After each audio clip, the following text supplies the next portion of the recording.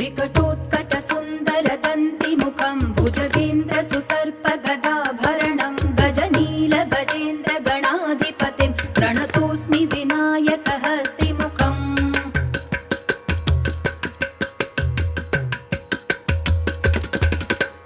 सुरसुरगणपति सुन्दरकेशं ऋषि गणपति यज्ञसमानं भव भव गणपति पद्मशरीरं जय जय गणपति दिव्य नमस्ते